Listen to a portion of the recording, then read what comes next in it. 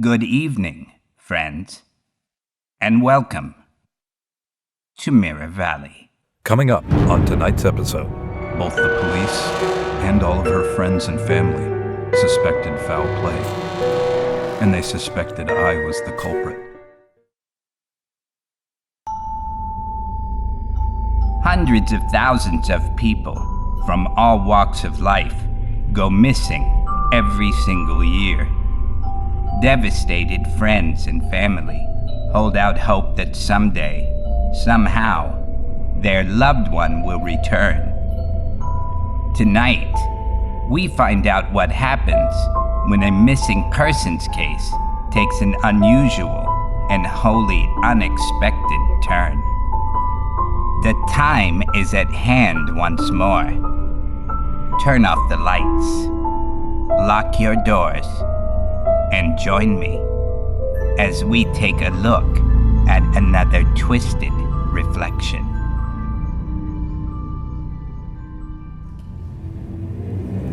She came back. My wife went missing almost a year ago. We'd been married almost 10 years, together since high school. As far as anyone could see from the outside, we were the perfect couple. A storybook romance. Soulmates. Of course, things always look better when viewed from a distance. Don't get me wrong, we loved each other, most of the time. But it was far from a storybook romance. There were many reasons why. She wanted children. I did not. She knew this going into our relationship. I'd suggested we could get a dog. Perhaps she could even work with children in some capacity to help scratch that motherly urge, and she had agreed that she would make that work. But what seemed a perfectly acceptable compromise when we were both in our teens began to seem less and less palatable for her as our years together began to pass. We would argue often, not just about the kids, but in general. The more time we spent together, the more short-tempered she seemed to become, until eventually, our marriage felt less like a fairy tale and more like a cautionary tale with no happy ending in sight. Still, we had made a commitment. Till death do us part. And I am a man of my word, so I stuck around for years. And then, almost 1 year ago exactly, the endless bickering and nagging stopped in the blink of an eye. My wife was gone. We were on our annual trip to my parents' cabin deep in the woods. It was a tradition for us to go every fall as the leaves were turning.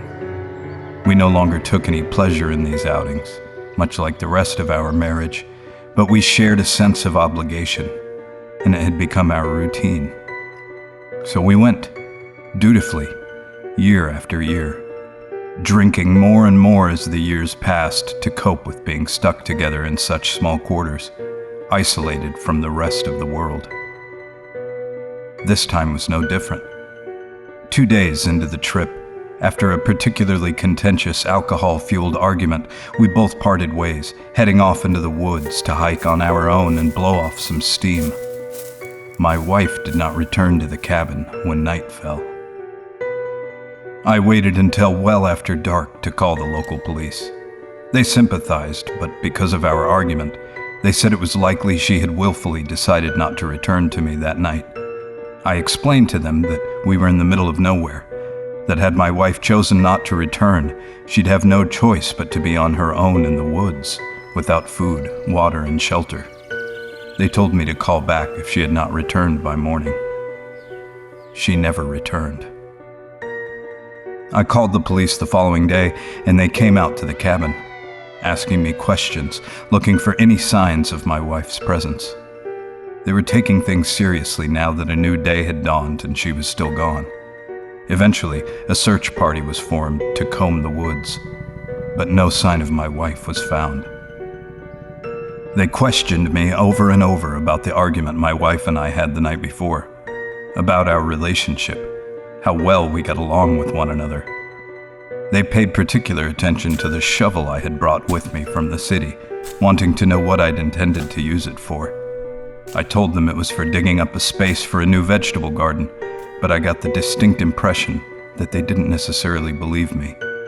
In fact, as they continued their investigation, I noticed they began paying special attention to anything that appeared to be freshly turned earth. After 2 more nights with no progress from the police and no sign of my wife, I left the cabin, heading back to our home in the city. There was lots to do, calling and informing all of our friends and family of her disappearance. It was no secret that our marriage had been contentious and that we weren't getting along very well. And as I made the calls, one after another, I could almost feel the suspicions from the people I spoke to.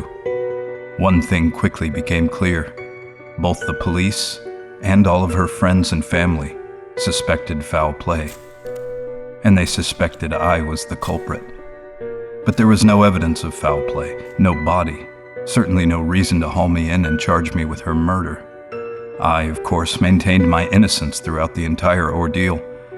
Eventually, the police tired of looking for her and of questioning me, and, aside from the occasional accusatory stares from our former friends and neighbors, things returned to almost normal.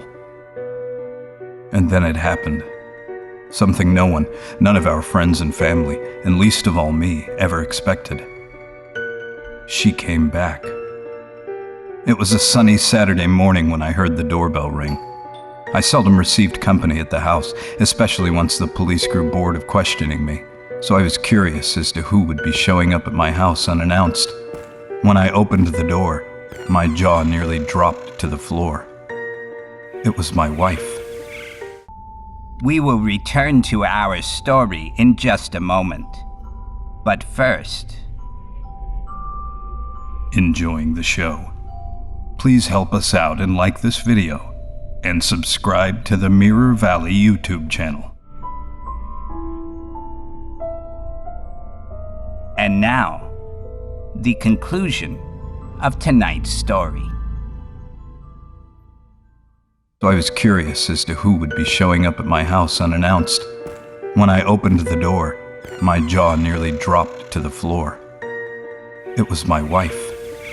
She was standing at the doorstep, smiling at me as if nothing had happened. I let her in, scarcely able to believe my eyes. I plodded back to the breakfast table, sitting down, in shock. She sat across from me. All I could manage was a weak, "How did you get here?" She explained to me that she had no memories of anything at all from the past year. In fact, she had absolutely no idea that so much time had even passed. She told me that her last memory was of that fateful night in the cabin, the drinking, the arguing, both of us storming off into the woods to blow off some steam. The next thing I remember is standing here at the front door and realizing I didn't have my keys. I could hardly believe it. "Are you sure?" I asked. "You don't remember anything at all?" She shook her head with a shrug. "I'm very tired," she said with a yawn. "I think I'm going to go into the bedroom and take a nap." I nodded in acknowledgement as she left the table and shuffled into the other room to lay down. I sat there, alone, hearing the creaking of the bed springs behind me as she settled onto our bed. I stared at my breakfast. Appetite vanished. My mind was reeling, in a state of shock. She came back, I thought over and over again. I couldn't believe it. It was impossible. She'd been gone almost a year. I played that night at the cabin back over in my mind, paying close attention to every detail. Had I missed something? But no. My memory of that night was still crystal clear. I could remember every minute. The argument. How angry she was when she stormed out into the forest, and most of all, the panicked look of terror still frozen on her face as I finished burying her body.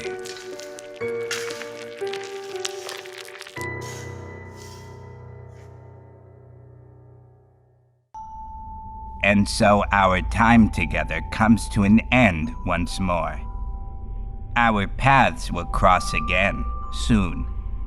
Until then, keep your eyes open, your mind sharp, and remember, what you see in the mirror is not always what it appears to be.